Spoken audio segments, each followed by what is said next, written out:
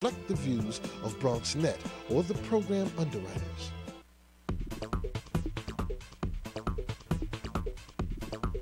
BronxNet. Your voice, your views, your vision. And hello and welcome to Open, the one and only show that opens the Bronx and the rest of the world right to you. I'm your host, Darren Jaime, and today we'll update you on what's happening in and around our community. Coming up on today's show, we'll discuss who is Oscar Lopez and the tribute the National Puerto Rican Day Parade is having in his name. And then the 6th annual Runyon 5K is heading back to Yankee Stadium. Don't miss all the details on how you can participate, volunteer, run, or even donate. It's all for a great cause. And after that, the New York City Board of Elections has important information to share with you before you head to the polls. We'll bring that to you. And then find out about an event that's geared to get young people to exercise and stay fit. And find out about how a basketball league helping the youth stay out of trouble and spend their energy in a healthy, positive way is really having a positive effect. All this and much more is heading your way because right now, we're officially open.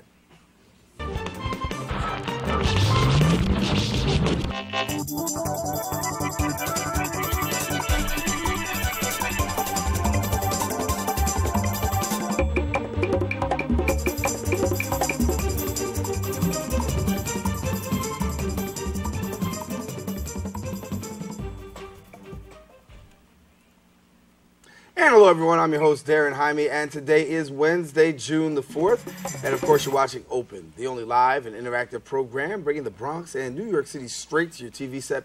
We want to encourage you to stay connected to us. You can find out about us on Twitter at BronxNet TV and Facebook at Open BronxNet Television. Well, kicking things off to start our show off is our next guest who's made a continued commitment to supporting and helping youth in conjunction with the Police Athletic League. They've organized a basketball tournament aiming to provide provide young people with a positive alternative to delinquent behavior. Here now to tell us more about the efforts to help young teens is the council member of the 14th District, Councilman Fernando Cabrera. And Councilman Cabrera, good to have you here. Thank you for having me again. Good. So the weather's hot, and you know, with warm weather, there's a tendency to have a lot of outdoor activities. But you kind of said that I want to deal with some things straight up and provide a forum for young people, and you use basketball as the platform. Well, Darren, last year I allocated some funds to the PAL, the Police Athletic League. They're a tremendous organization, which, by the way, right now they're meeting at MS 396. I provide funding for that for about $20,000, and they run a league. But we wanted to take it from inside the school to right into the park because I wanted to send a message to the rest of the young people that that we could have fun and to do it in an orderly fashion. It's one thing to play street ball, as you know, and it's another thing to have refs and to have the public watching you play as a team. And last Saturday, I tell you, I was there from 11 to 4 o'clock in the afternoon, and those young people had a blast. And we have young people that came from all parts of the district. They made up their teams. And this Saturday, we're going to have the grand championship. And I'm inviting everyone to come. It's right there at Sedgwick, where Sedgwick and Reservoir Avenue meets. It's the park right there, right next to the Church of the Church of our Angels. So when you have the opportunity to give the PAL these kind of funds, what does it mean for a group like the PAL? Because when the summer comes, one of the greatest things that we hear is there's not a lot of activities for youth, or if there are activities for youth, they're somewhat cut back due to budget cuts and restrictions. So to be able to fill that gap, what does that mean for you? Well, it means a lot. Look, I have a passion for young people. I have a calling. Maybe because when I was 17 years old, my life is when it turned around. I was raised part of my life with a single mom with, 4 boys. You can imagine what that would be like. We didn't have a whole lot. But people took interest in me. There were some mentors, and we lived there. We live in a fatherless generation. We have a lot of young males right now. The week before, I was in a detention center right here on 149th Street. And just to see the potential in these young people that are right now in detention, and yet they want to do so much more. And all they need is somebody to believe in them, somebody to say, you matter, you're important, you have a future, we're going to take notice of you, we're going to invest in you. And right now, right now I'm the only elected official in this area that is providing funding to the district. So what I decided was I'm going to spend most of my discretionary funding with young people and seniors because they're the most vulnerable. Mm-hmm. And when you talk about seniors, what's coming down the pike for them? Well, seniors, I got senior proms. I have, Mother's Day we just have, Father's Day. We provided funding for them to go to the botanical garden. I mean, it's just a whole plethora of events. I like to keep them busy, having really a lot of fun, because it's not just enough just to have them go and eat their lunch. They want to be engaged. They want to feel like they have purpose in life. Talk to us about organized sports. A lot of people participate in organized sports. Is this a healthy alternative to delinquent behavior? Absolutely. It's teaching young people teamwork. It's teaching young people etiquette. There's rules. Wherever you go, whatever job that you go to, there's going to be rules. There's rules everywhere you go, and how to function and with the right attitude and working in a team setting. In life, successful people work in teams, and they know how to engage everyone in the team. So we're teaching them. I mean, look, last week one of the young people said something they should have not said. They got a T, and from there on, the tone changed. It was great. I think that again, I wanted to let the young people know that they are important, that they do matter. And I have other programs that are sponsors, not just the PL. We have Power Play. And there are a lot of people who don't know about this program, but I brought it to the district. It's a program designed for girls basketball. And so I have former WNBA players. I have college students who play for college sports and basketball, training these young ladies how to play. And it's so exciting in so many of the schools that the young men, sometimes they get jealous and they say, I want that program too, as well. I have Kids and Boys Girls Club, where they have not only sports, they're state-of-the-art place. It's only been open about for 5 years, but they have after-school literacy programs. They have dance classes, instrument, they learn an array of instruments. I provide them funding as well. Literacy Inc. I mean, I have a whole slew of programs that are designed to keep our young people so busy doing good, they'll be too tired to do bad. Because here's something that a lot of people don't know. Most young people get in trouble between the hours of 3 and 5 in the afternoon. So if I could keep them busy doing something, a lot of them, the parents are still working, and so they're all out there by themselves. And instead of allowing the crews and the gangs to suck them into their lifestyle, I want a positive peer group. Let's talk about the borough of the Bronx for a minute, because you are the councilman for the 14th district, and a lot of times the question has been said, the Bronx has not received its fair share of funding, help, assistance. A lot of people are very critical of the Bloomberg administration. With Melissa Mark Viverito being the speaker, and also a new change of wind with Mayor de Blasio, are you confident? Because you're able to tout a lot of the programs that you have here in the Bronx, but a lot of other people are saying, listen, we're struggling. Do you think that that's going to be more of an advantage now, having more and possibly bringing more programs to the Bronx? I have to tell you, I am so optimistic. To have universal pre-K, something that I've been screaming about for years. We know in nations where students do well in school, we start them early on. To be able to have free after-school programs for all middle school students, that's huge. That's coming down the pipe now in September. And then now what the mayor did, he baselined. That means he took over a lot of the programs that we were paying for because the previous mayor didn't want to pay for. Now that's going to free up millions of dollars for us to come out with initiatives. One of the things I get a complaint about is cleanliness in the community.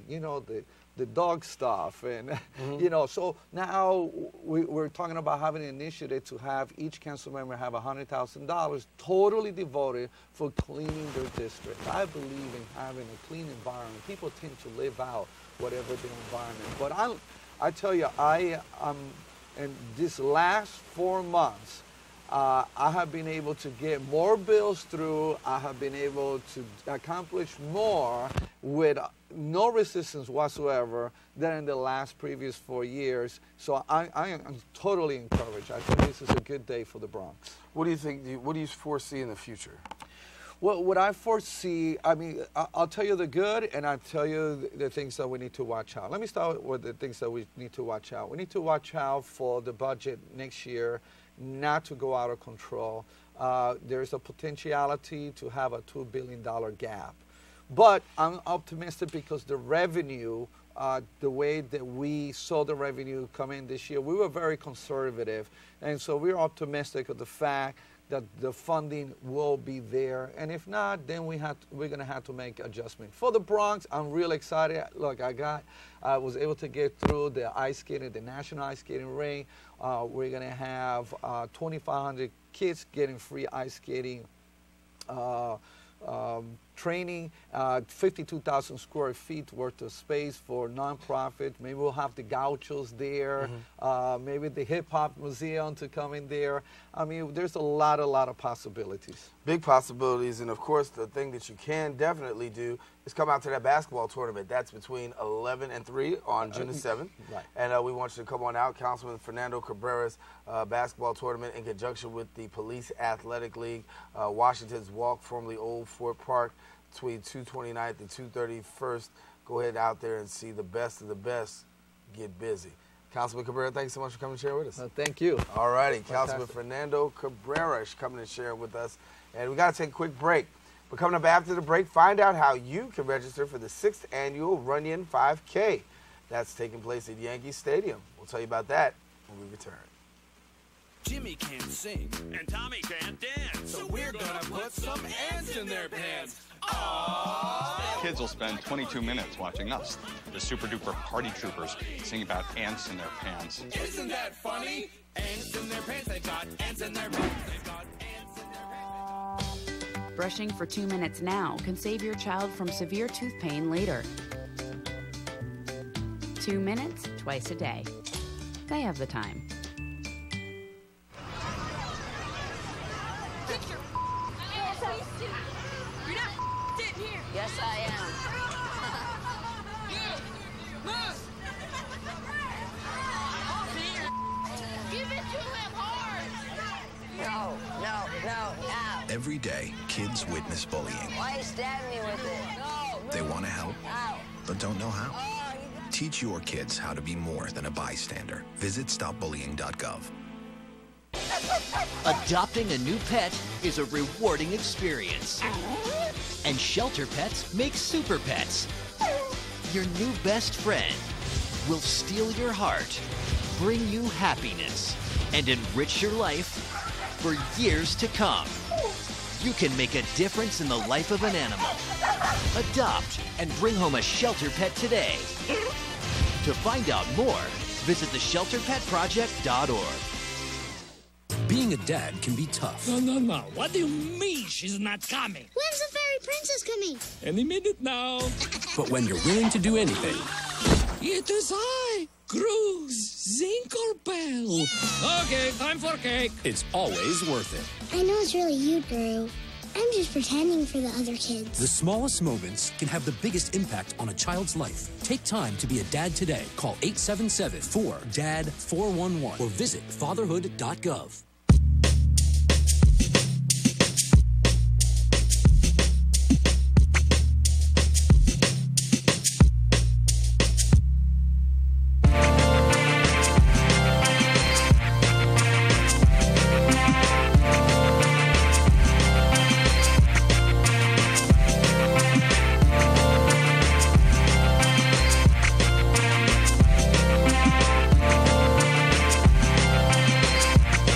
The Damon Runyon Cancer Research Foundation will hold the 6th annual Runyon 5K at Yankee Stadium in August. But guess what? You have to register now. 100% of the donations raised go to cancer research. Here to tell us more is Megan McCurdy, Communications and Marketing Manager at the Damon Runyon Cancer Research Foundation and postdoctoral researcher at the Memorial Sloan Kettering Cancer Center, Nicholas Arpaia. Arpaia. Arpaia. Sounds close. I'm good. Close enough. Nicholas, Megan, thank you for coming and sharing with us. Thanks for having us. Thanks. Good. So tell us a little bit about this. Obviously, coming to Yankee Stadium, a great walk for a great cause. And for somebody who doesn't know Damon Runyon, why don't you let us know a little bit, Megan? Sure. So Damon Runyon is, it's a very New York institution. We were founded in 1946 here in New York City by Walter Winchell in honor of his friend Damon Runyon, the sports writer who passed away of throat cancer. And since then, we've been raising funds and giving grants to the most brilliant young cancer researchers in the nation. We try to fund new ideas and research projects that wouldn't get funded through other mechanisms. So we try to find the brightest minds who can make the big leaps that are going to make breakthroughs for cancer patients, like Nick. And you're working front and center, and you're very familiar. But tell us, how did you first come into contact with Damon Runyon? So when you finish graduate school, so I got my PhD. I moved out to California, got my PhD, decided to move back to New York. Welcome back. Thanks. I'm very happy.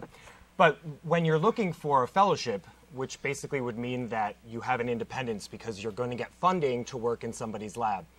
One of the top fellowships to get is the Damon Runyon Cancer Research Fellowship. And in fact, you know, many of us sometimes will get offers from different ones, but the one that you will always accept is the Damon Runyon Cancer Research Foundation, for a variety of reasons. And I think just within the scientific community, it's gained popularity because they really try to fund some of the newest and best ideas as opposed to how the NIH does it, which is, you know, basically business as usual, I'd say. And so we have this run that's actually going to take place. And for those people who don't run, they can walk. It's a 5K. And so give a little bit of how this is going and this process. Sure. So this is our sixth time doing it, and it's really been popular. So what we do is it's a course that actually works its way through Yankee Stadium. So when you sign up to walk or run, you'll actually start inside, and the course will take you a couple of laps around the warning track on the field, so there's a chance to see yourself on the Jumbotron. So it's really, there's no other race like it out there, but we want everyone to come out and join us. You don't have to be a runner, you don't have to have run a 5K before. Everyone's welcome, ages 5 and up, and but if you register before June 30th, you get $10 off the registration fee. So get in while early registration is still going on. So now Megan talks a little bit about running in Yankee Stadium. I understand that you're a little bit, grew up in the Bronx. I was born in Mount Vernon, but yes. That's the border. We'll call that. Wakefield Playground was definitely my #1 playground. All right, then, cool. We'll call you Bronx side. Yeah. But so to be that close and then to have the opportunity, because when we grew up, listen, looking at Yankee Stadium was like the optimum. I know, huge. So now you're running in Yankee Stadium? Yeah, well, I did the 5K last year, and when the registration came out, I was like, totally, I'm doing this again. And I told all my friends, ones that I grew up with here, and then new friends that I've met at Memorial Sloan Kettering even, and I just tell them about how amazing it is to be running in Yankee Stadium. I mean, first of all, the Bronx, one of the best places, my favorite borough still. You know, just this energy, this diversity that everybody goes to Yankee Stadium. Right. And I think it's so representative of the Bronx. And this event is exactly like that. Like, we all go there, the energy is so high, and it's just such a great attitude that is all focused around the fact that we're there to raise money to fight this horrible disease that affects everybody. There's a onslaught of people there. You've got, you know, researchers, you got the public there. Then you also have survivors there as well. And so what's it like to be able to say to a survivor, look, at this tremendous turnout, what's the mood like, if you will? It's really, I mean Nick described it well. It's really fun, but it's also really inspiring because you have people of all ages there from all across the United States. We have people who travel for this event, and people are often running in tribute of a family member. They're running in tribute of themselves because they're a survivor, and it's just a chance for you know, our scientists like Nick to kind of mingle with the people whose lives their research actually touches. And because 100% of all the money that's raised that day goes to cancer researchers, I think everyone leaves really feeling like they have made an impact, that it's been a fun day, but they've really taken a step forward against cancer. A lot of people always look for the end game, saying, listen, when it comes to cancer, there still is no cure. But yet and still we know that there's work that's being done towards the cure. As a researcher, give us a little bit about what's being done and what's happening here, because I think sometimes people can become a little bit disheartened by the process, being that there is no cure, but you got boots on the ground. Yeah, so, I mean, like as I'd mentioned before, why, as a postdoctoral fellow, you want to take the Damon Runyon Cancer Research Fellowship, or why when you apply you hope that you get it, is because really they're funding new ideas. And to speak to what you just said, for example, some of the best and most effective therapies that are coming out right now have been done by Damon Runyon fellows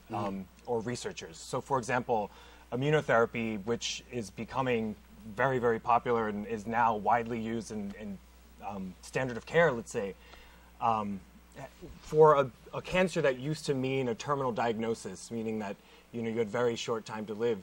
This type of treatment, which was part of discovery and clinical trials that were funded by Damon Runyon funding, are giving these people like long-term survival now. So these new therapies are coming, and I think what we need to know is that every cancer is very different, and rather than just focusing on one thing that will solve all forms of cancer, Damon Runyon does it correctly, where they look for specific scientists that focus on different areas of either the body or how cells function and how they can apply that to different types of cancer. And so in that regard, I think we're getting closer and closer with different types of cancer, and it's getting there. It's a very complicated disease. Well, no, and just even in hearing that, that's inspirational. I think somebody says, listen, at least I know and I can see that there's some forward progress. Because sometimes it seems a little bit cloudy. And I mean, like, the fellows we all meet. We collaborate a lot. We're intense. We work a lot, and really hard, and everyone is so passionate about it.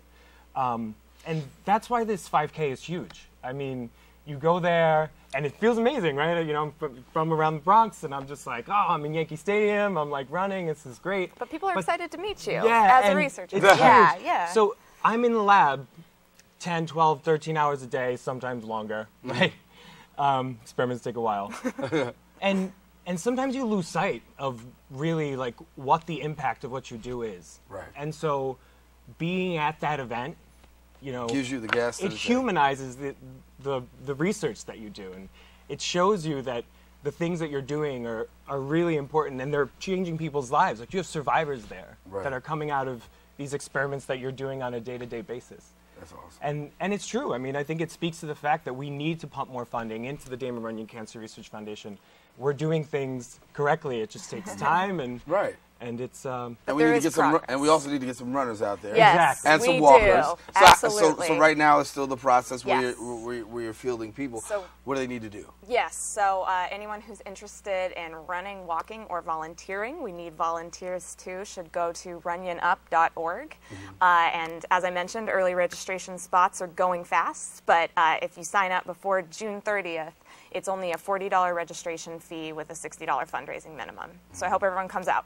And you have the opportunity to run on Yankee Stadium, something that everybody does not have the pleasure of doing. Matter of fact, if you run on Yankee Stadium on an average day, security is going to come get you. So this is a good thing. You can run, and it's going to be okay. So it's going to be good. Yeah, and you see yourself on the jumbotron, and you're like, oh. I'm tired. I got some work to do.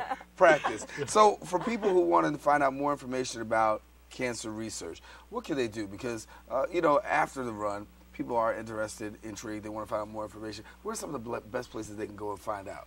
Well, I'll put a plug in. People should go to damonrunyon.org and sign up for our newsletter. We send out monthly updates about the progress that our researchers are making, and it gives kind of a good overview of what's going on in the cancer research world. Okay, and there you see the website right there in front of your eyes, and you can go there and find out more information.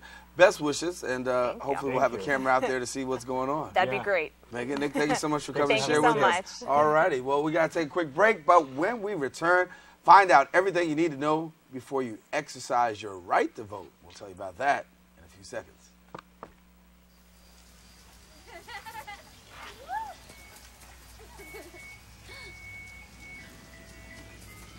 Mom, can we get some ice cream? Please, Mom, please. No, we're having dinner soon. Please.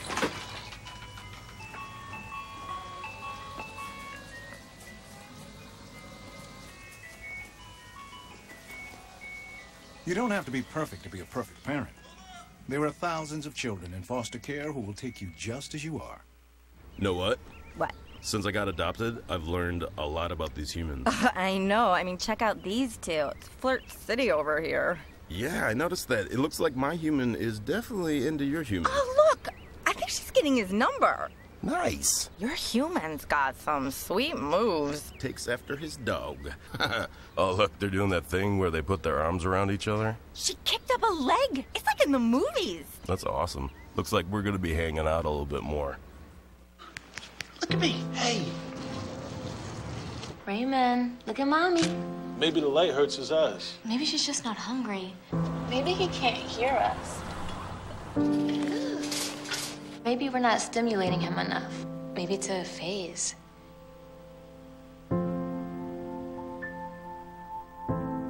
Avoiding eye contact is one early sign of autism. Learn the others today. The sooner it's diagnosed, the better.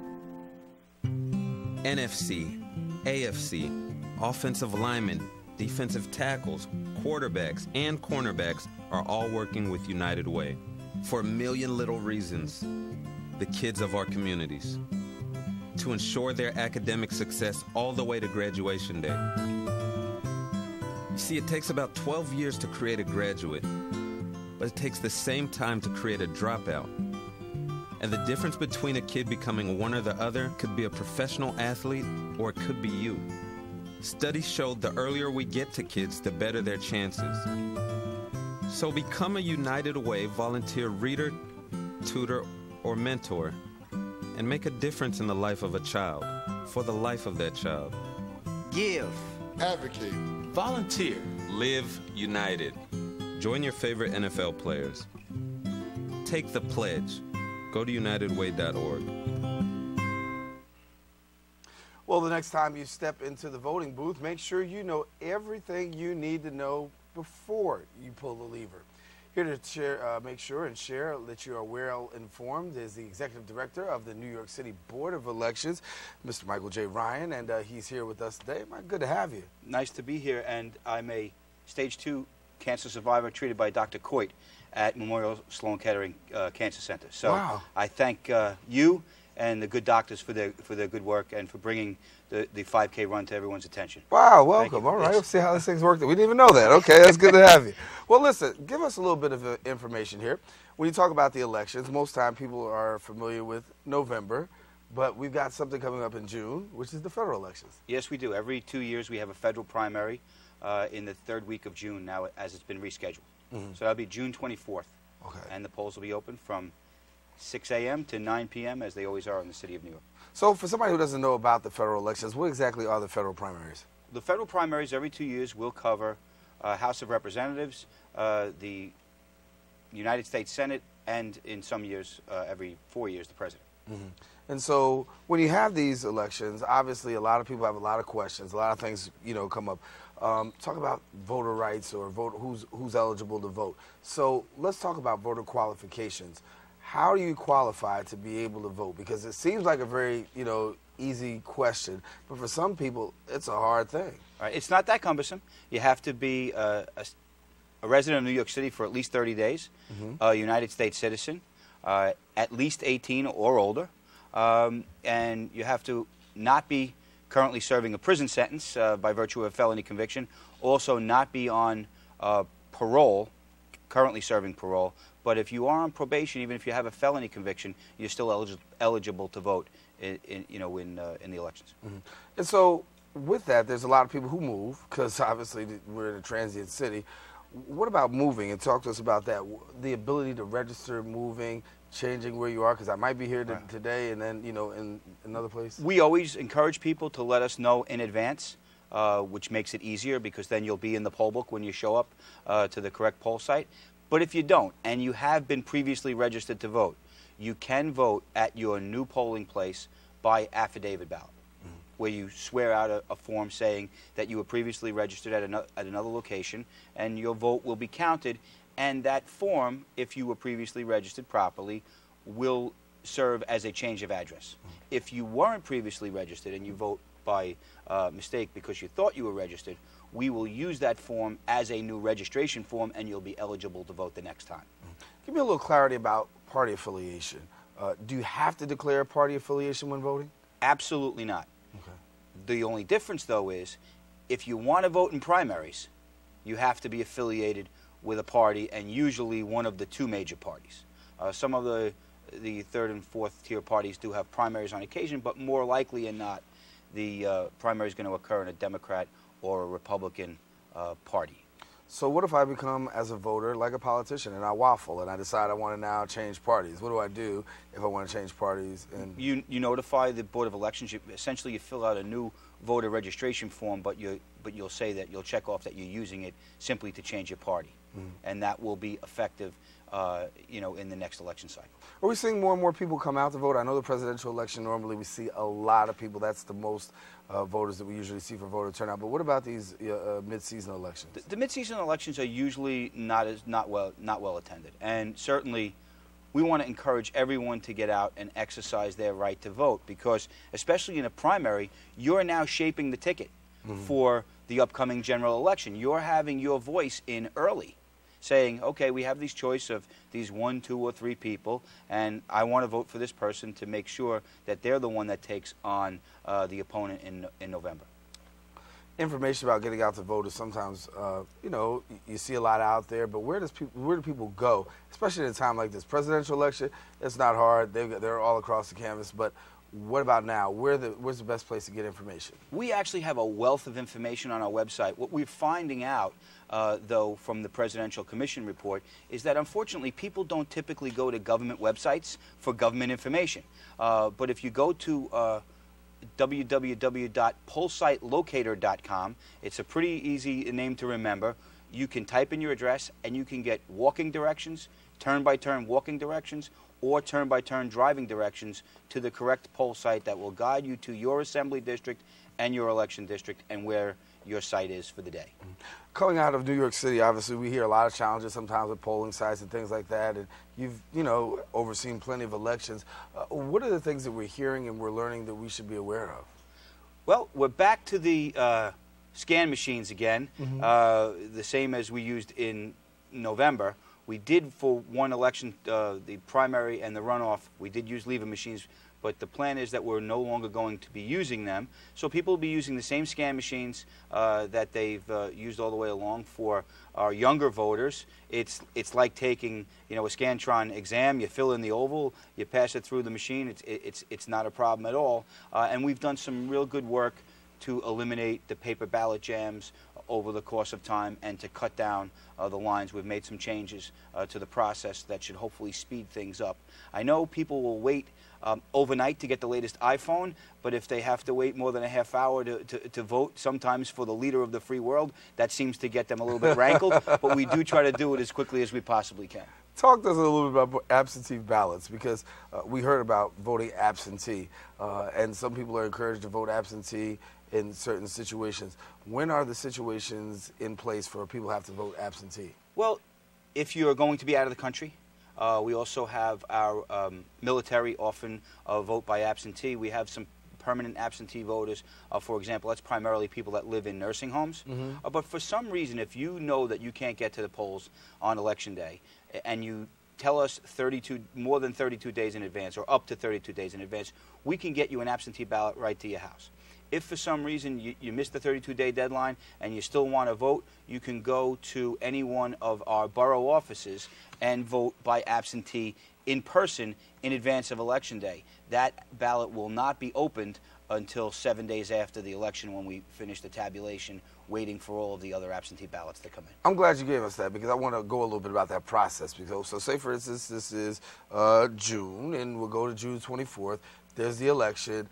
Walk us through what happens from there after everybody votes. All right, after everybody votes, we have memory devices that will be taken out. They're called PMDs, portable memory devices.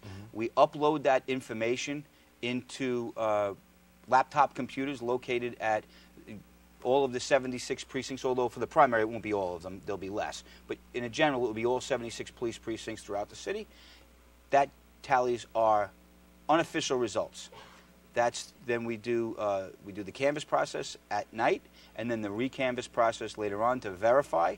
In addition, we wait for a period of time, up to 7 days, for all of the absentee ballots to come in, the overseas voters, and primarily, we want to give enough time for the military ballots to come in, because in my view it would be reprehensible if we would expect our good young, particularly young men and women, although not always, serving overseas, fighting for our freedom, and then we don't wait a sufficient time for their ballot to come in because we're trying to rush the process. Right. So everybody's vote will be counted. You have the assurances of the Board of Elections for that fact. So when we hear people talk about certifying an election, what exactly is that?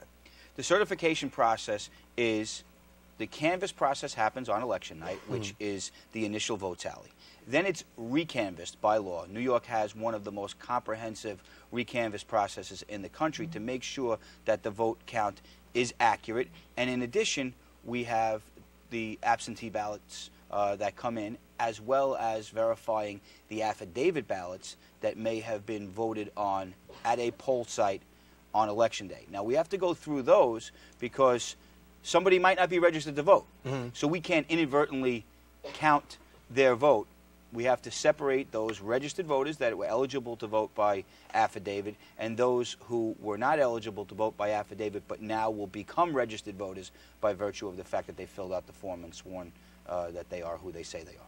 Covered a lot of elections here, and one of the biggest things we hear sometimes from our reporters out in the field is somebody's at a polling site, their information isn't at a polling site, and they're stuck, and some people go home, some people don't. But there are options if their name doesn't appear at a polling site, right? Correct. Okay. If their name doesn't appear at a polling site, we should be able to, using our Street Finder process, tell them where their correct poll site is, if in fact they were registered. But what I'm encouraging everyone to do is do your homework. We can educate as much as, our efforts allow, but there is a responsibility on the part of the voter to educate themselves, and we make the resources available on our website, and particularly the pollsitelocator.com that I referred to earlier also allows you to view your ballot for your particular assembly district and election district and see who the candidates are and view it in a PDF readable form so that when you get to the poll site, your job is 90% done. Now you've made up your mind, you got all the information that you need.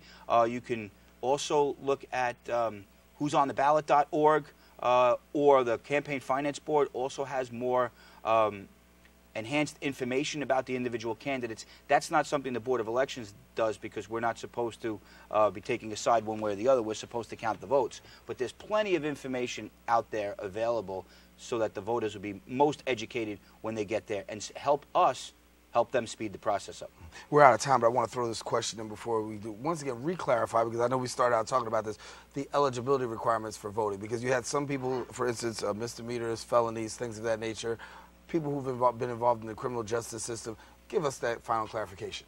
Reside in the city of New York for at least 30 days. You got to be 18. You got to be a citizen of the city of New York. You can have a felony conviction provided that you're not currently serving a prison sentence or currently on parole. So if you're a felony convicted but you're on probation instead of parole, and there's a difference there. I know I was a probation officer years ago. You can still vote if you're on probation. So one of the things that you can do is check with your probation officer, because they have handouts to give out this information as well. So hopefully there's not too many of those folks out there that are in that category, but if they are, they're still eligible to vote, and they should actively participate in the process. Michael Ryan, Executive Director of the New York City Board of Elections, come all the way here to BronxNet and to Open. Thank you so much for coming and sharing with us. Thank you for having me. Good to have you. Thank you. Stay right All here. right. Got to take a quick break, but first we're going to take a look at how the Albanian American success stories and the gala showcases the success and the achievements of the Albanian Americans in the United States. Our BronxNet correspondent, Madeline Rodriguez, has more. I'm at the red carpet of the Albanian American success stories taking place in New York City and Manhattan at Battery Park's Gardens, where many Albanians will be recognized for their contributions here in the U.S.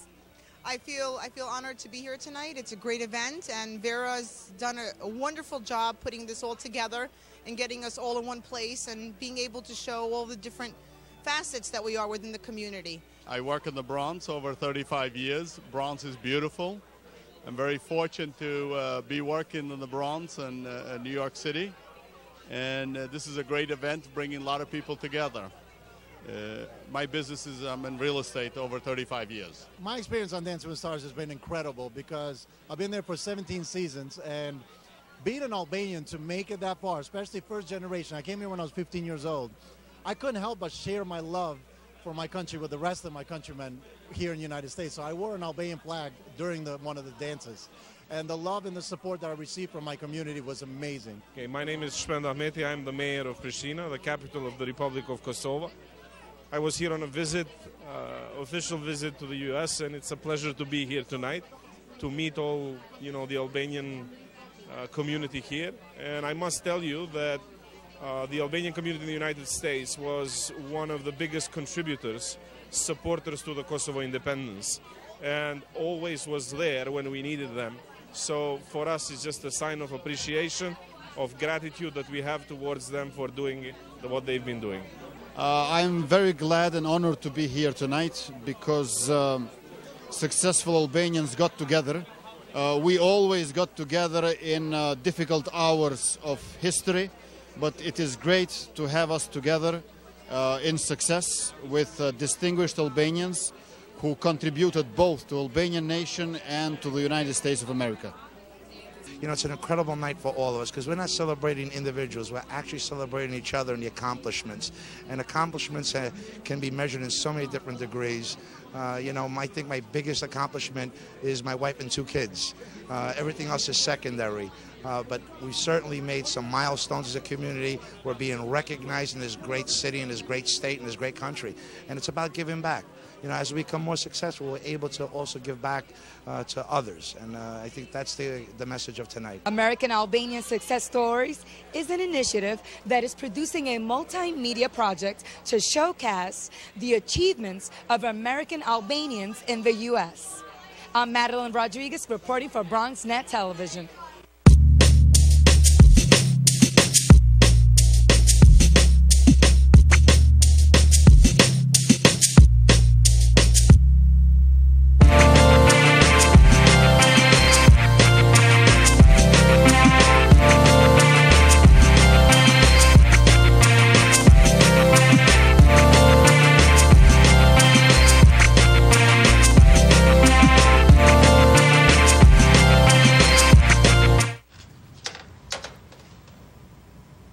Wow, these are really good. You act surprised.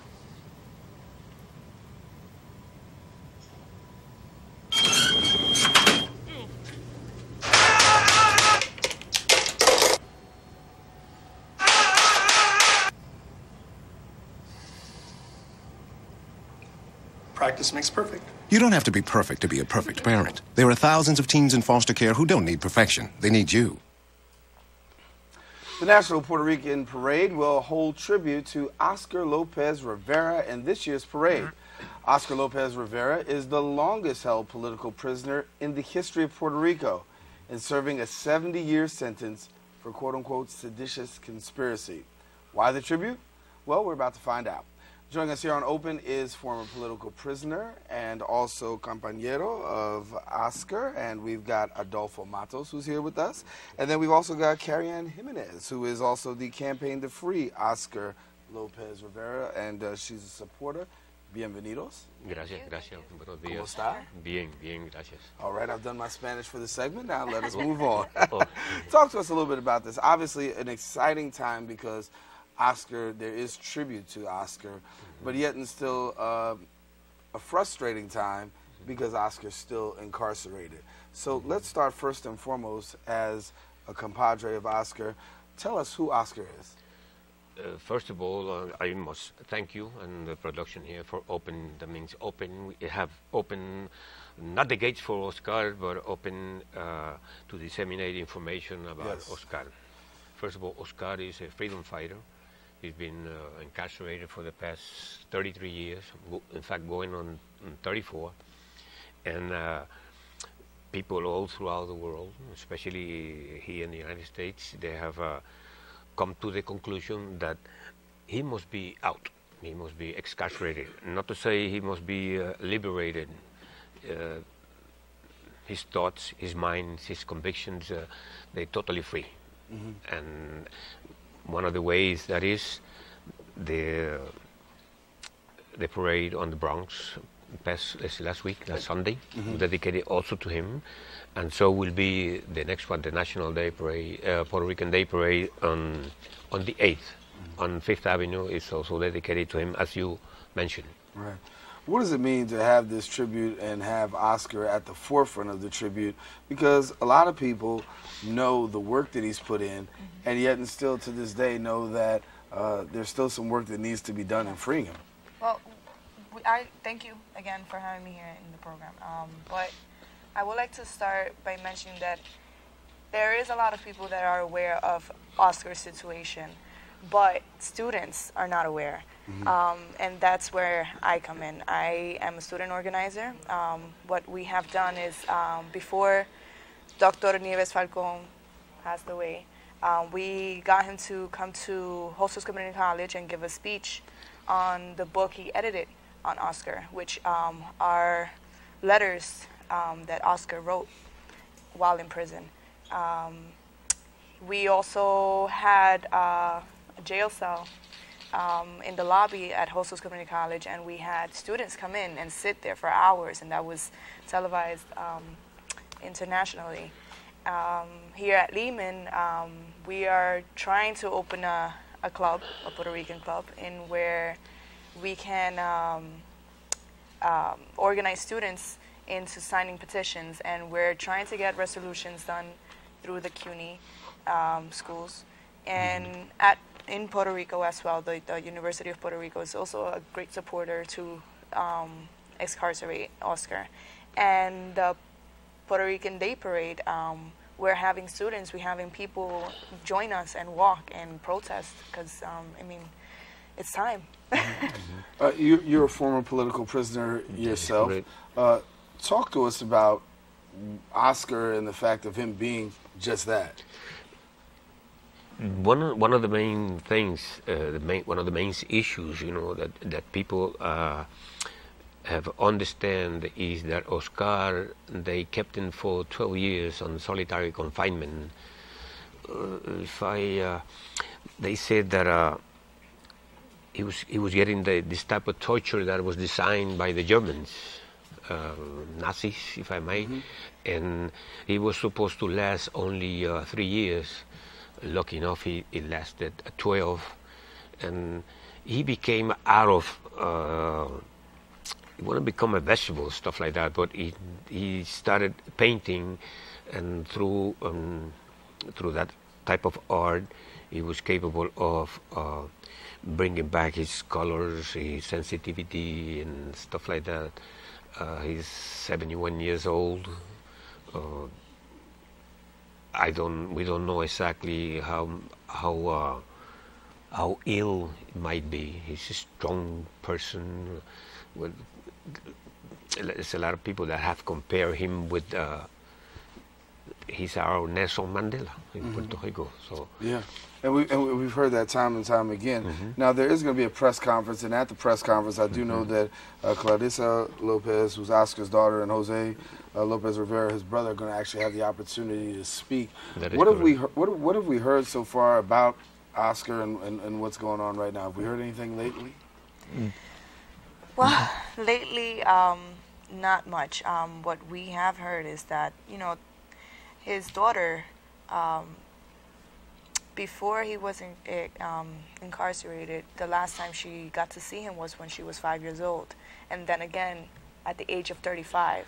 And it was very painful to know that his granddaughter, the only way that they were able to see each other was by a very thick glass, and they would put their hands together because they would imagine that they were touching each other.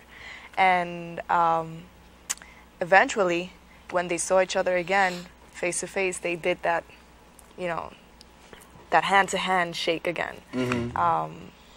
But we haven't heard much about him in his condition. And I want to say this before I let you jump in here. You yourself were a former political prisoner. You were released in 1999. You received presidential clemency from President Bill Clinton. Conditional. Okay. That's correct, yes. And so, is your hope that the same thing would be occur for Oscar that occurred for you? But we're working on that. That's basically our bottom line. One of the things waiting for the elections, as the other person that was here, in terms of the elections for the Senate and the Congress, perhaps President Clinton might take action after the elections or before he leaves office. Obama, yeah. Yes. Okay. Well, actually, Oscar was offered to be released, but what had happened back then, he was one of the first ones to be pardoned by Bill Clinton. However, it was only him, and he decided that it's all or none. Then eventually, all of his partners, as we see here, were pardoned, but he still remains, and it's something that we don't understand. Like, if he was offered this opportunity, he didn't take it because he believes in all or none. Why not give it to him now? You want to emphasize? Because at that time when he was offered, he was supposed to come out in 10 years. That means in 2009. But we haven't mentioned anything that he was a Vietnam veteran, and he was decorated with a bronze medal. And due to some actions that he, what did they say in the army? No, leave no man behind. Right. That's exactly what he did at that time during the Vietnam War. So when he comes back and we get involved into the independence for Puerto Rico, and we get captured, there was two comrades that were not offered anything at that time during the Clinton administration, and he just said, no, I cannot go until they release my other two cameras. That's exactly what happened. And the other two were released after that, and he's still there. They would not allow him to come out. And the other thing is that he applied for parole, and he was denied. They told him to come back within 15 years. That means he would come out and he'd be 84 years old, perhaps. Right. We don't want that. We want to tell people that you can be a part of this press conference taking place this Thursday at 11 a.m. It will be taking place at 1680 Lexington Avenue. That's 106th Street at Lexington Avenue, and that will be the Free Oscar Lopez Rivera campaign. And certainly we'll continue to bring you more information. This isn't the first time that we brought you the Oscar Lopez Rivera story here on Open. We'll continue to follow it and continue to bring you all the latest. And Adolfo Matos, thank you for coming and sharing with us. Thanks very much. It's a pleasure. Good to have you. And Carrie Ann, thank you so much for coming and sharing with us. And we'll continue to follow and let people know exactly what's going on. Thank you, my brother. Gracias. All right, thank you. Gracias. All righty.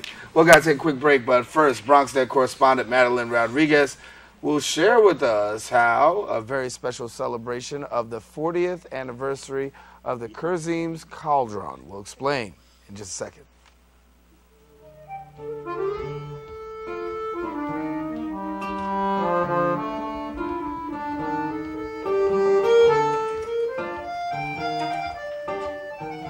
We're at Daugava Vanagi, celebrating the 40th anniversary of the purchase of this house, made in 1974 by a group of Latvians that immigrated to the U.S. This is the photo albums that have been taken over the last 40 to 50 years of the members of this organization.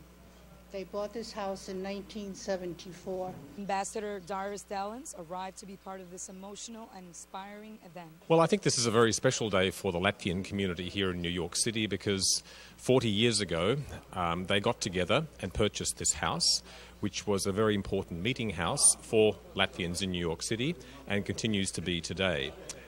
Over the past 40 years, this house has housed a number of important Latvian organizations, including the New York Latvian Society, Batun, which was a very active political organization that fought actively for Latvia's freedom until Latvia regained its freedom in 1991, and also it was the first house for the mission to the United Nations, which is now on 50th Street. So there's a lot of history here, and it's always been a house where Latvians have met for social events, Latvians have stayed overnight if they haven't had somewhere to stay. And the Daugavas Vanag, which is a relief organisation which was formed after the Second World War in Europe, here in America has been very instrumental in helping Latvians from a social welfare perspective, from a cultural identity perspective, and also being politically active when Latvia was not free. Janis Erlis was a Latvian prisoner of war in Germany. He endured a lot of suffering because he was only 17 years old when he was captured. He was put in the English barricade section, and he didn't know what was going to happen next in his life. A short time later, he escaped, and one of the many things he remembers most as being harsh was the very hard winter he had to endure. What they did, the prisoners, they put them in different barracks, and his was the English barracks. And most of the soldiers, it was a very bad winter, and they what they could with food. Naturally, they missed their homeland. Naturally, they were very sick, and there was really no one to take care of them. But eventually, the Americans and the United Nations got involved in that. It was another historical event for Daugava Vanagi in the Bronx. For BronxNet Television, I'm Madeline Rodriguez.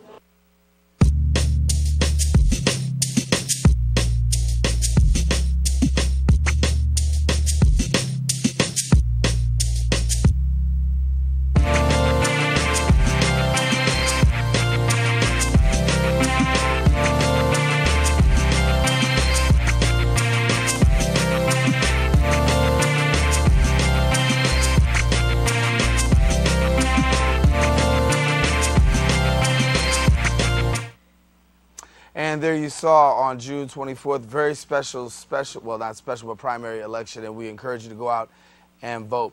Well, that's about all the show we have for you. It's been a pleasure coming into your homes. We want to thank our guests for joining us, but most of all, we want to thank you, the viewer, for tuning in. Now, if you missed any part of today's show, you can catch the Reba Cablecast at 5 p.m. and then at 10 p.m. on Cablevision's Channel 67, Verizon Fios Channel 33, or you can watch anytime on the web at www.bronxnet.org. We encourage you. Have a great week. Don't forget to keep your heart, your mind, and most of all, this channel wide open. Darren Jaime saying take care and God bless.